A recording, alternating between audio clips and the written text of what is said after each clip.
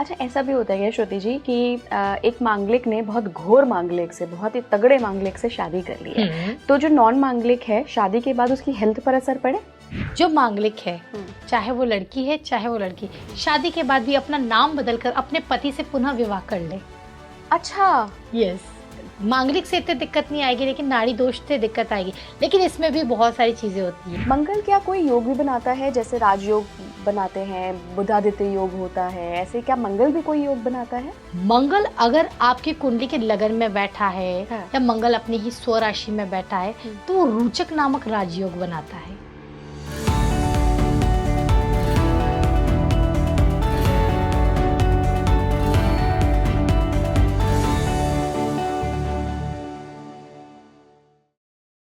कुंडली में मंगल दोष का क्या प्रभाव पड़ता है? कई बार ऐसा लोग कहते हैं कि आप मांगलिक हैं तो इससे आपके नेचर पे असर पड़ेगा, शादी पर सबसे बड़ा असर पड़ेगा, तो मांगलिक इंसान को मांगलिक से ही शादी करनी चाहिए।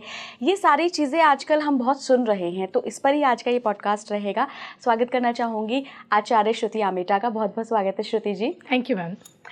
श्रुति जी, सबसे पहले मैं ये जानना चाहती हूँ कि कुंडली में जो मांगलिक हम डिसाइड करते हैं, ये कैसे डिसाइड करते हैं? कुंडली में आप जानते हो 12 घर होते हैं, 12 हाउस होते हैं। अगर कुंडली के अंदर मंगल पहले, चौथे, 7वें, 8वें या फिर 12वें भाव में, इसमें अगर मंगल पाया जाता है, अगर आप कुंडली देखेंगे तो बिल्कुल ऐसे एरो के निशान में अगर मंगल होता है, तो वो कुंडली मांगलिक कुंडली कहलाती है। तो उससे पता चलता है कि ये पर्सन मांगलिक है या फिर नहीं। ठीक है, अब ये पता चल गया कि ये मांगलिक है जी, तो उस व्यक्ति को शादी करनी है, तो क्या शादी में भी ये देखा जाता है कि मांगलिक को मांगलिक से ही करनी चाहिए? वैसे तो मैं अपने सभी जो भी मेरे पास आते हैं कुंडली मैच करवाने, मैं उनको यही गाइड करती हूँ कि मांगलिक की शादी हमेशा मांगलिक से ही होनी चाहिए। लेकिन बहुत सारे ऐसे केसेस होते हैं जैसे कि लव मैरिज। आपने देखा होगा कि जो पर्सन अगर रिलेशनशिप में आते हैं तो कुंडली मैच करके तो नहीं आएंगे। बिल्कुल।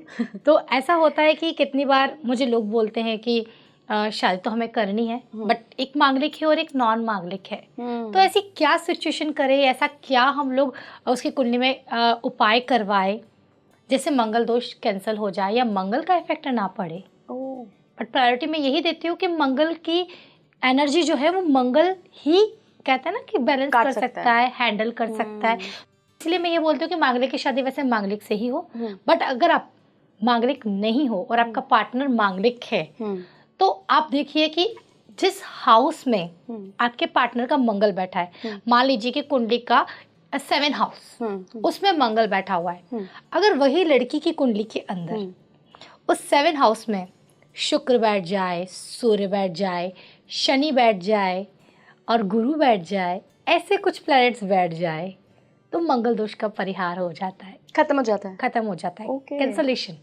इसके साथ ही अगर ये प्लैनेट्स ही ना हो, मान लीजिए कि अब मेरे पार्टनर मांगलिक है और मैं मांगलिक नहीं हूँ, तो अब ऐसे क्या करें कि हमारी शादी भी अच्छी चले? तो बेसिकली हम मंगल को समझते हैं। यहाँ पर मंगल है क्या? मंगल एक एनर्जी है, मंगल खून का उबाल है, एक अलग ही एनर्जी, क्योंकि मांगलिक लोग एनर्जेटिक लोग होते हैं। तो उस एनर्जी को हैंडल करने वाला सामने वाला भी एनर्जी वाला चाहिए। लेकिन अगर वो मांगलिक नहीं है तो उसकी एनर्जी को हैंडल कैसे करेगा?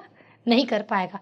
तो यहाँ पर हम ऐसा कर सकते हैं कि जो पर्सन मांगलिक है उसकी एनर्जी को कहीं और रिड्यूस करवा लो, तो मांगलिक की शादी मांगलिक से अच्छे से चल सकती है। जैसे कैसे कुछ उपाय होता है क्या? हाँ, बहुत अच्छे उपाय बताती हूँ, बहुत आसान बताती हूँ। अगर आपके हस्बैंड मांगलिक है, मान लीजिए मैं आपके ऊपर बोलती हूँ, आपके हस्बैंड मांगलिक है और आप मांगलिक नहीं हो, आपको पता है आपका जो पार्टनर है वो बहुत एनर्जेटिक है और आपकी वैसी एनर्जी नहीं है, वाइब्रेशन मैच नहीं करेगी, दिक्कतें आएगी, तो अगर आपका पार्टनर है वो कोई जिम ज्वाइन कर ले। ओके, तो एनर्जी रिड्यूस हो गई। या फिर कोई भी गेम, किसी भी तरह का कोई गेम, बैडमिंटन ले ले, क्रिकेट ले ले, वो अगर उसमें चला जाए, उसकी एनर्जी रिड्यूस हो गई। जब वो आपके पास आएंगे तो वो एनर्जी रिड्यूस करके आएंगे, तो वाइब्रेशन मैच हो जाएगी। तो मैं यही सलाह देती हूँ कि अगर एक मांगलिक है, एक मांगलिक नहीं है, जो मांगलिक है वो पर्सन कोई भी गेम्स में चला जाए या जिम में अपनी एनर्जी लगाए या बाहर उसकी कोई एनर्जी, जो फिजिकल एनर्जी होती है वो रिड्यूस होनी चाहिए, कोई फिजिकल एक्टिविटी करे, तो ऐसे में क्या होता है कि मांगलिक का इफेक्ट कम हो जाता है। और बहुत बार ऐसा भी कहा जाता है कि 28 की एज कंप्लीट होने के बाद मांगलिक की जो एनर्जी होती है, मंगल की जो प्रभाव होता है वो कम हो जाता है, तब भी शादी कर सकते हैं। देन इसमें एक चीज़ और है कि हमारे शास्त्रों में कुछ वैदिक विधियों में ऐसी पद्धतियाँ दी गई है, गंधर्व विवाह भी दिया गया हुआ है, तो उसके द्वारा भी अगर हम शादी करवाई जाए, अगर शादी हो चुकी है, उपाय नहीं, तो भी हम उसको कैसे न कैसे इसको रिड्यूस करके मैरिड लाइफ को बहुत अच्छा बेहतर चला सकते हैं। अच्छा, ऐसा भी होता है श्रुति जी कि एक मांगलिक ने बहुत घोर मांगलिक से, बहुत ही तगड़े मांगलिक से शादी कर ली है, तो जो नॉन मांगलिक है, शादी के बाद उसकी हेल्थ पर असर पड़े? देखिए, हेल्थ पर भी पड़ता है, आयु पर भी पड़ता है। अच्छा, ये दिक्कतें आती है, लेकिन अगेन बोलूँगी बहुत सारी रेमेडीज़ है जिसे हम टाइम से कर ले। और अगर अब तक रिश्ता खराब चल रहा है, अभी भी आप मेरे पास आते हो, बताते हो कि ये चीज़ें खराब चल रही, तब भी कुछ रेमेडीज़ कर ले तो इसके इफेक्ट को कम कर लिया जाता है। ओके, क्या कुछ संतान उत्पत्ति में भी दिक्कत आती है अगर मांगलिक की नॉन मांगलिक से शादी हो जाए? और देखिए, आती तो है दिक्कत, लेकिन इसके लिए स्पेशली मैं नाड़ी दोष को इफेक्ट मानती हूँ। नाड़ी दोष? हाँ, अगर नाड़ी दोष को, कुंडली जब भी हम मैच करते हैं तो स्पेशली 3 चीज़ों को देखना बहुत ज़रूरी होता है। जैसे पैरामीटर्स होते हैं ना, हाँ हाँ बिल्कुल, कुंडली में एक पैरामीटर बोलते हैं जिसको बोलते हैं अष्टकूट मिलान, जिसमें वर्ण, वश्य, तारा, मैत्री, गण, भकूट, नाड़ी, ये सारी चीज़ों को मैच किया जाता है। तो इसमें हम लेंगे नाड़ी दोष। अगर नाड़ी मतलब क्या होता है, आप ये समझ सकते हो, आपका ब्लड ग्रुप। ओके, ठीक है, नाड़ी सेम है तो बच्चे होने में दिक्कतें आएंगी। अच्छा, और नाड़ी अलग अलग है तो बच्चे होंगे। इसके साथ में फेस रीडिंग पर बताई थी कि फिल्थ्रम का हिस्सा तो बहुत इंपॉर्टेंट होता है, बट साथ में नाड़ी का जो है वो मैच होना बहुत ज़्यादा ज़रूरी है। नाड़ी full out of full match हो तो बेस्ट है, और अगर नाड़ी दोष आता है तो बच्चे होने में दिक्कत आती है। मतलब नाड़ी अगर एक की एक है और उसकी भी दूसरे की भी वही है तो सेम हो गई। आदि नाड़ी, अंत्या नाड़ी, मध्य नाड़ी, ये 3 नाड़ियाँ होती है। अगर आपकी भी आदि नाड़ी और आपके पार्टनर की भी आदि नाड़ी, तो ये सेम हो गई, तो ये नाड़ी दोष बन गया, ब्लड ग्रुप सेम हो गया। ओके, और अगर सेम हो गया लेकिन फिर भी शादी करनी है, फिर क्या करें? तो दिक्कतें तो आती है, मांगलिक से इतनी दिक्कत नहीं आएगी, लेकिन नाड़ी दोष से दिक्कत आएगी। लेकिन इसमें भी बहुत सारी चीजें होती है, जैसे इसमें नाड़ी के चरण होते हैं। अच्छा, उसमें चरण कौन सा है, चरण सेम है तो दिक्कतें आएगी, और चरण अलग है तो शादी हो जाएगी और बच्चे भी आराम से हो जाएंगे। ओके, और क्या अगर मान लीजिए चरण भी सेम है, मतलब बंदे को करनी ही है उससे शादी, और चरण भी सेम है, नाड़ी भी सेम है, फिर भी कुछ उपाय हैं क्या इसके? देखो, दिक्कत बच्चे में आएगी, बच्चे में आएगी दिक्कत, लेकिन यहाँ पर हम बहुत विधियां करवाकर बच्चे के योग बना सकते हैं, संतान प्राप्ति के। जैसे कि संतान गोपाल का जो स्त्रोत होता है वो बच्चे के लिए होता है, उसका पाठ करवा दे। बच्चे होने के लिए कुछ हवन पूजा पाठ करवा ले। संतान गोपाल स्त्रोत क्या होता है? संतान गोपाल स्त्रोत, आपने लड्डू गोपाल तो सुना ही होगा। हाँ, है ना? तो ये कृष्ण के लिए है। किसी को संतान चाहिए, किसी को सुख नहीं मिलता है, तो उसका फर्स्ट वर्ड बताऊंगी, श्रीशम कमल पत्राक्षम, ये वाला संतान गोपाल स्त्रोत है। तो अगर उसका हम पाठ तो संतान का सुख मिलता है। और वैसे मैं अपने जो आने वाले जो पर्सन है जो मुझसे प्रेडिक्शन लेने आते हैं, तो मैं उनको, बच्चे के लिए जो स्पेशली आते हैं, उनको मैं बोलती हूँ, अगर वो कंसीव किए हुए भी होते हैं, प्रेग्नेंट भी होते हैं, तो उनको मैं ये राय ज़रूर देती हूँ कि संतान गोपाल स्त्रोत का पाठ ज़रूर करें। ऐसा करने से सुयोग्य संतान मिलती है, बिल्कुल कृष्ण की तरह। सुयोग्य संतान? हाँ, बिल्कुल सुयोग्य संतान मिलती है, और बहुत अच्छी संतान होती है, अच्छे गुणों से संपन्न होती है, माता पिता की सेवा करने वाली संतान मिलती है। अच्छा, दोबारा मांगलिक पे आते हैं। ऐसा कहा जाता है कि, मुझे नहीं पता ये मिथ है या ट्रुथ है, कि जो 2 मांगलिक लोग होते हैं, जो अच्छे खासे मांगलिक होते हैं, अगर उनकी शादी हो जाती है और बाकी ग्रह भी उनके सपोर्ट में होते हैं, जो संतान होती है वो बहुत ब्राइट संतान होती है, बहुत भाग्यशाली संतान होती है, जो अपना तो भाग्य लेकर आती है लेकिन पूरे घर का भाग्य चमका देती है। तो ऐसा कुछ होता है क्या? बिल्कुल ऐसा होता है। मंगल का असर संतान के भाग्य पर? बिल्कुल, मंगल मंगलकारी है, हर चीज में मंगल करेगा। आप भी मंगल और आपके पार्टनर भी मंगल, तो उनकी जो संतान, उनसे जो उत्पन्न संतान होती है वो मंगलकारी ही होगी। उसकी कुंडली में कुछ स्पेशल ऐसी चीजें होगी उसके आने के बाद से। मैंने ऐसा देखा है अक्सर, मैंने अनुभव किया है, मैंने इस पर रिसर्च भी किया है। दोनों मांगलिक की शादी मेल फीमेल की करते हैं, अगर पहली संतान अगर लड़की होती है तो वो पिता के लिए बहुत भाग्यशाली होगी। अच्छा। वैसे भी बेटियां पिता के लिए भाग्यशाली होती है, लेकिन स्पेशली मांगलिक में के केस में मैंने देखा है कि उसके फादर का भाग्य बेटी होने के बाद चमकता है, और अगर बेटा हो तो मदर का भाग्य चमकता है। अच्छा जी। जी। मांगलिक के लिए आपने एक उपाय तो गंधर्व विवाह बताया, और भी कुछ क्या उपाय हैं कि अगर शादी को मान लीजिए कुछ ही महीने हुए हैं या शायद 2-3 साल भी हो गए हों और पता ही ना हो कि जी एक मांगलिक नहीं है और दूसरा मांगलिक है, तो फिर क्या छोटे छोटे उपाय हम कर सकते हैं? इसके लिए मैं एक चीज़ और बताती हूँ। ऐसे में जो मांगलिक है, चाहे वो लड़की है चाहे वो लड़की, शादी के बाद भी अपना नाम बदलकर अपने पति से पुनः विवाह कर ले। अच्छा। यस। चाहे लड़का हो चाहे लड़की हो। हाँ। पूरी उसके लिए कोई ज़रूरी नहीं है कि आप पूरे समाज के सामने करो। सिर्फ एक विधि होनी जरूरी। आप चाहे तो एक छोटे से मंदिर में भी शादी कर सकते हो, लेकिन पूरी विधि विधान के साथ। जो सारी रस्में आपने शादी में निभाई है, जो वैदिक मंत्रों के साथ आपकी शादी हुई है, वही मंत्र आपके इस दूसरी मैरिज में हो। अपने पति के साथ शादी करें। जो मांगलिक है, जो आपकी पार्टनर मांगलिक नहीं है, वो अपना नाम बदलकर पुनः शादी करे तो मंगल कट जाएगा। तो कट जाएगा। वो सारा इफेक्ट उसके पहले वाले नाम पर, पहली वाली शादी पर आ जाएगा। सेकंड मैरिज बहुत अच्छी चलेगी। ऐसा कहा जाता है कि जो आपका बुलाया हुआ नाम होता है, जिस नाम से आपको लोग जानते हैं, उसका आपकी पर्सनालिटी और भाग्य पर असर होता है। कुंडली वाले नाम का भी होता है और इस नाम का भी होता है, जो ज्यादा असर इस नाम का होता है। तो अगर हम नाम बदल लेंगे तो फिर कहीं ऐसा तो नहीं कि जो असर हो रहा है, अगर अच्छा असर हो रहा है, वो कम हो जाए? नहीं, ऐसा बिल्कुल नहीं होगा। जो शादी जिस राशि वाले ने जिस नाम से शादी हुई है, तो सारा इफेक्ट उस पर जाएगा।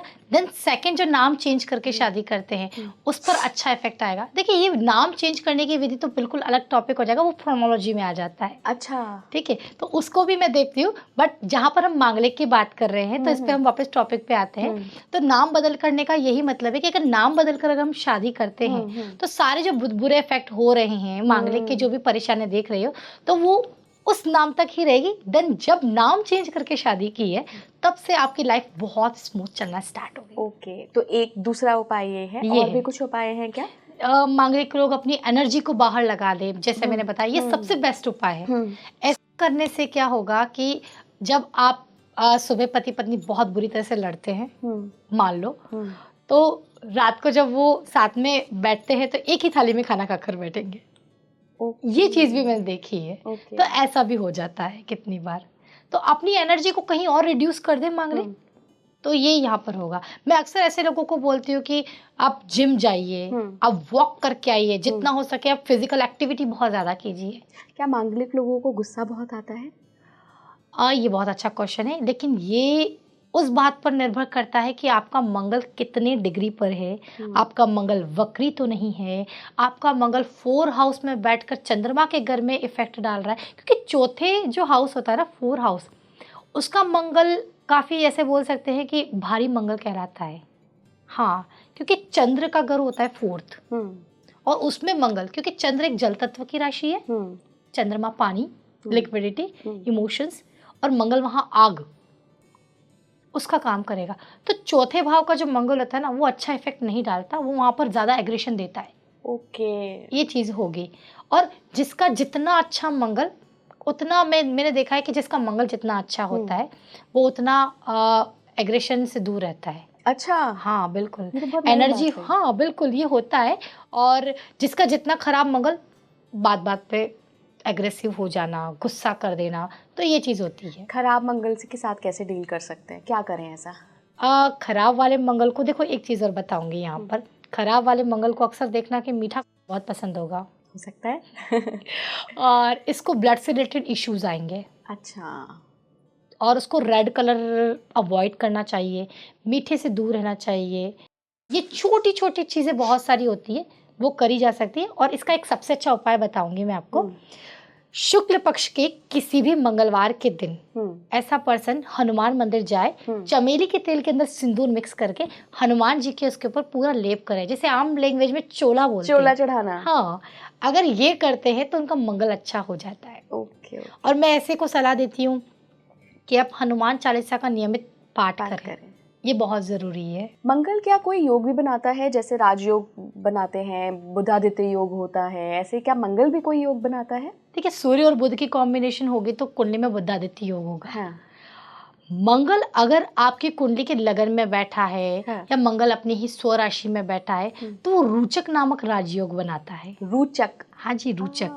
ऊंचा लंबा कद, ब्रेव पर्सन, आंखें छोटी लेकिन बड़ी चतुर, छोटी छोटी चीज़ों को बहुत बारीकी से देखना, किसी की लाइफ में क्या चल रहा है वो भी बहुत अच्छे से पता कर सकते हैं।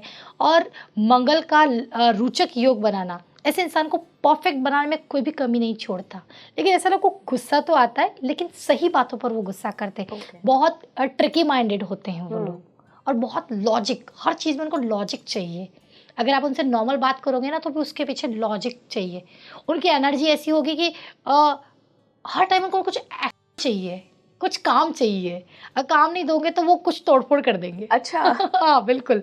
तो ऐसे लोगों को हमको ना किसी काम में, किसी चीज़ में लगा के रखना होता है। तो मंगल एक रोचक योग बनाता है, ये एक राजयोग है, ये बहुत अच्छा योग है। ऐसे लोग डिफेंस, सेना, पुलिस, आईपीएस, ये सारी चीज़ों में जाते हैं। और अगर मान लीजिए कुंडली में ये स्थिति है, रुचक योग बन रहा है, तो क्या कई लोग मैंने ऐसे भी देखे हैं जिनके कुंडली में ऐसे राजयोग बनते हैं लेकिन वो असर दिखाते नहीं है, उनकी लाइफ में ऐसा असर दिखता नहीं है, तो उसका क्या कारण है? क्या कुछ कट जाता है, कोई योग ऐसा आ जाता है जो उसको काट दे? जी, इसका कारण एक हो सकता है कि मंगल और शनि की युति हो सकती है, या मंगल पे किसी पापी ग्रह का प्रभाव हो सकता है। ओके। और इसका एक कारण और ये भी हो सकता है कि जो मंगल है वही वक्री हो जाए। वक्री क्या होता है इसको मैं थोड़ा सा एक्सप्लेन करती हूँ। वक्री का मतलब ये होता है कि कोई भी प्लैनेट जितना असर देना चाहिए उतना दे नहीं पा रहा है, वो स्लो है। वक्री होना, वक्री मतलब उल्टा होता है, लेकिन एक्चुअली में प्लैनेट उल्टे नहीं चलते। अच्छा। जो सामान्य गति है उससे थोड़े स्लो हो जाते हैं। जो नॉर्मल उनकी जो गति से चलना होता है वो उससे थोड़ा सा स्लो चलते हैं, इसलिए वो उल्टे चलते हुए दिखाई देते हैं। अच्छा। तो ये वक्री होता है। तो वक्री ग्रह स्पेशली क्या करते हैं कि वो थोड़ा सा ना अपना इफेक्ट कम डाल पाते हैं, जितना डालना चाहिए उतना नहीं डाल पाते। स्पेशली इसमें एक चीज होती है, अगर सूर्य के इन्फ्लुएंस में आता है तो अगर वो अस्त हो जाए, क्योंकि आप जानते हो कि सूर्य आग का गोला है, अगर उसके सामने आप एक बल्ब भी जलाओगे तो बल्ब की रोशनी नहीं दिखेगी। तो वैसे ही अगर सूर्य के पास कोई ग्रह आ जाए तो उसकी रोशनी कहाँ जाएगी? वो अस्त हो जाएगा, वो डूब, मतलब दिखाई नहीं देगा, तो उसका प्रभाव कम होगा। या फिर आप ये देख लीजिए कि मंगल की डिग्री कम हो जाए, या तो वो 6 डिग्री से कम का हो, या फिर वो 25 डिग्री के अंदर है, 28 डिग्री, 29 डिग्री, 30 डिग्री पर चला जाए, तो वो मृत अवस्था में हो जाएगा। तो ऐसे कंडीशन में भी ये चीज़ अगर प्रभाव नहीं डाल रही है तो मैं ऐसे लोगों को मंगल के रत्न कुंडली और दशाओं के अकॉर्डिंग, ग्रहों की स्थिति के अकॉर्डिंग, मूंगा या मंगल का कोई भी जो सब्स्टिट्यूट है वो धारण करने को बोलते हैं, एक विशेष मुहूर्त में, विशेष विधि के द्वारा, जिसकी वजह से उसका मंगल एक्टिव हो जाए और उसको जो परिणाम नहीं मिल रहे हैं वो परिणाम मिलना शुरू हो जाए।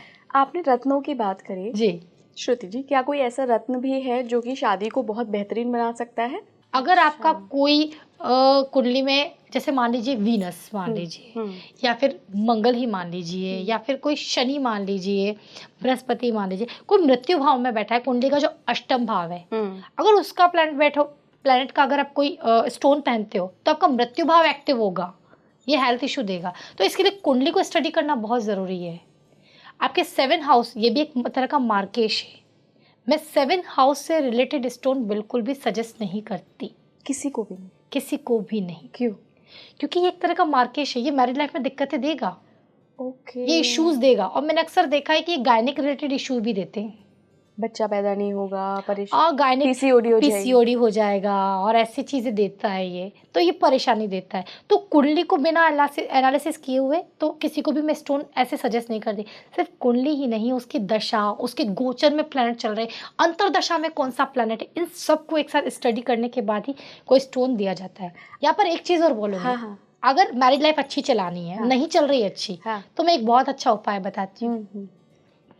किसी की मैरिड लाइफ अच्छी नहीं चल रही है तो जो मेल पर्सन है वो क्या करेंगे कि कछुए की अंगूठी आती है, आपने देखा होगा, एक अंगूठी आती है, तांबे का कछुआ होता है, वो और फीमेल को अपनी पायल, जो चांदी की पायल पहनती है, उसमें एक फिश, आप सुनार को बोलोगे वो बना देगा, एक छोटी सी फिश की साइन बनानी, छोटी सी फिश का छोटा सा टुकड़ा, अगर ये दोनों एक साथ धारण किए जाए, मेल पर्सन अपनी तर्जनी उंगली उंगली यानी इंडेक्स फिंगर, इसमें उसी वक्त धारण करे जिस वक्त वो फीमेल वो फिश वाली पायल धारण कर रही है, तो उन दोनों की मैरिड लाइफ सुखमय होनी स्टार्ट हो जाएगी। वाओ, ये तो बहुत आसान उपाय बताया। बहुत आसान, मैं सबको बहुत आसान उपाय देती हूँ, तो ताकि सभी कर पाए और सभी लाभ उठा पाए। सारी वाइफ्स खुश भी हो जाएंगी, पायल मिल गई।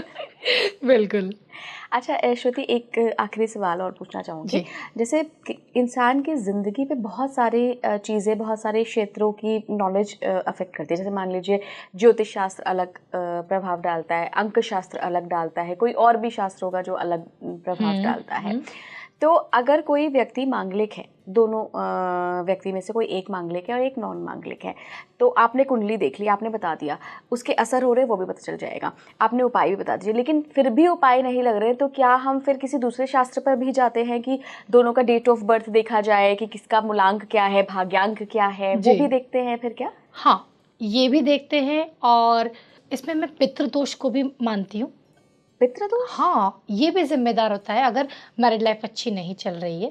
कैसे? पितृदोष, कुंडली में अगर कोई पितृदोष बन रहा हो, सूर्य राहु का कॉम्बिनेशन बन रहा हो, या क्योंकि पितृदोष अगर कुंडली में है तो आपको इशू देगा ही देगा मैरिड लाइफ में। अब मैरिड लाइफ में इशू देगा, बच्चों में इशू देगा, पत्नी के साथ रहते हुए भी, सब कुछ अच्छा होते हुए भी लड़ाई झगड़े होगा, वाइफ मैच नहीं करेगी, तो ये चीज़ें देता है, तो ये भी जिम्मेदार होता है। इनफैक्ट कितनी बार ऐसा होता है किसी पर्सन का ऐसा नाम भी होता है। नाम? हाँ, नाम में क्योंकि कोई वाइब्रेशन होती है। अच्छा। जैसे स्पेशली किसी वर्ड की ऐसी वाइब्रेशन है जो अच्छी नहीं है, तो उसको नाम भी हम लोग कहते हैं कि चेंज कर लो। जैसे अभी मेरे पास में एक पर्सन आए थे, उनका नाम था नीलम। तो नीलम बेसिकली वो लिखती थी NEELAM। तो मैंने उनको सिर्फ इतना सजेस्ट किया कि ये नीलम की जो साउंड है, जो डबल ई है, तो उनको नाम आते ही उन्होंने कुछ बताया भी नहीं, मैंने सीधा यही बोला उनको कि आपको ना पेट से रिलेटेड परेशानी रहती है, आपका पेट का बहुत दिक्कत रहता है। तो शिवरी कि हाँ ये तो है, पर आपने कैसे पता लगाया? जो डबल ई का जो साउंड है, आप डबल ई जो यूज करते हो, ये आपको पेट का इशू देता है। ओह अच्छा, ये प्रोलॉजी में आता है। तो इसको भी हम एक छोटी सी उपाय बताई मैंने कि NI कर दो, इसको यूज मत करो, डबल ई को।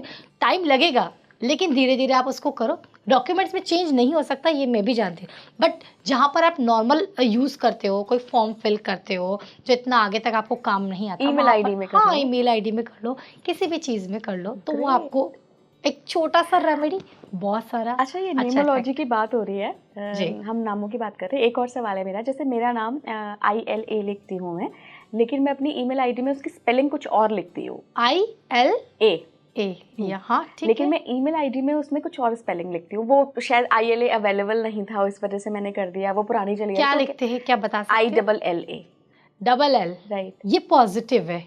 पॉजिटिव है, हाँ जी। आपने सॉन्ग देखा होगा फिलहाल, अक्षय कुमार का फिलहाल, उसमें आप, हाँ एक सॉन्ग है फिलहाल, आप देखेंगे तो उसमें उसका जो एल्बम है उसके पीछे उसने एल्बम में डबल A यूज किया है। अच्छा, ये हिट करने के लिए ये डबल A ईमेल आईडी ये फेमस करने के लिए। अच्छा, ये पॉजिटिव है, पॉजिटिव है। हाँ। ओके। और प्रोनोलॉजी में क्या ये बात का भी जिक्र है, जैसे लड़कियां शादी करके अपने ससुराल जाती हैं तो सरनेम चेंज कर देती है, तो क्या सरनेम से भी फर्क पड़ता है?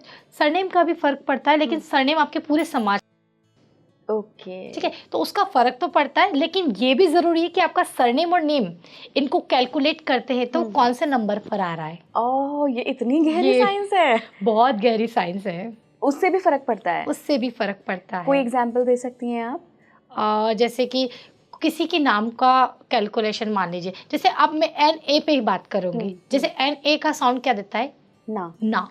तो उसकी लाइफ में क्या होगा? सब ना, नेगेटिव नेगेटिव नेगेटिव। ओके। ऐसे लोगों का नाम कुछ ऐसा रख दो, या फिर उसके पीछे कुछ ऐसे साइन दे देती हो कि वो, कोई कहता है सामने वाला कि मैं चेंज नहीं करना चाहता, तो कुछ ऐसे साइन दिए जाते हैं उनको कि नाम के पीछे कुछ ये चीज़ें यूज़ कर लो। ओके। तो उससे हेल्प मिल जाती है। वैसे NA का साउंड ये काफ़ी नेगेटिव है, मैं कोशिश करती हूँ कि उसको कुछ ऐसी चीज़ें जिससे कि उसका नंबर, या तो उसका नाम का जो टोटल नंबर है वो उस पर कैलकुलेट हो जाए। यहाँ तक कि ये बातें तो हम फ़ोन नंबर पे भी इस पे जा सकते हैं। किसी की कुंडली में किसी के फ़ोन नंबर में 81 या 18 का कॉम्बिनेशन है, तो ये क्या है, 18 के पास है और 81 के पास है, तो ये सूर्य के पास शनि है। अच्छा। हाँ, 1 नंबर सूर्य का है, 8 नंबर शनि का है। तो ये भी दिक्कत देता है, आपकी लाइफ में उठा पटक चलती रहती है, पहुंच ही नहीं पाते हो जहाँ पर पहुंचना चाहते हो। हाई एम्बिशियस हो, बहुत मेहनत करते हो, लेकिन रिजल्ट नहीं मिल रहा है। तो फ़ोन नंबर तो ऐसे लोगों को मैं फ़ोन नंबर चेंज करने को बोलती हूँ। अगर फ़ोन नंबर चेंज नहीं कर सकते, बहुत सारे लोग ऐसे होते हैं कि मेरा तो काम ही इसी नंबर पे है, क्लाइंट्स सारे मुझे इस पे आते हैं, कोई बिजनेस का कोई काम करता है, उनके क्लाइंट्स इस पर आते हैं, इसी नंबर पे कॉल करते हैं, तो मैं उनको कहती हूँ इस पर इनकमिंग ऑन रखो, आउटगोइंग के लिए चेंज कर दो नंबर। ओके। तो उसके लिए जो पॉजिटिव नंबर होता है, उसके डेट ऑफ बर्थ से जो कनेक्ट होता है, अक्सर मैं वीनस का नंबर देती हूँ, लग्जरी आने वाले का नंबर देती हूँ कि आप ऐसा करो, या फिर फ़ोन नंबर में ये नंबर यूज़ होने चाहिए, वो उसके नाम की वाइब्रेशन, उसके डेट ऑफ बर्थ के अकॉर्डिंग, और ये सारी चीज़ों को एनालिसिस करने के बाद बड़ा गहरा है ये विज्ञान। बहुत गहरा है, बहुत गहरा है, क्योंकि अगर हम नामों को देखें तो हम अक्सर अपने बच्चों का ही एग्जाम्पल लेते हैं, हम सोचते हैं कि किसी भगवान पे नाम रख लें या किसी देवता पे नाम रख लें, कुछ नाम ऐसा रखें जिसका मतलब बहुत अच्छा हो। लेकिन तो क्या ऐसा भी होता है श्रुति जी कि मतलब तो बहुत अच्छा है, लेकिन उस नाम की वाइब्रेशन या कहीं अंक जो उसका पूरा नंबर आ रहा है वो ऐसा आ रहा है जो नेगेटिव बन रहा है, तो फिर ये भी बिल्कुल इसका फ़र्क पड़ता है।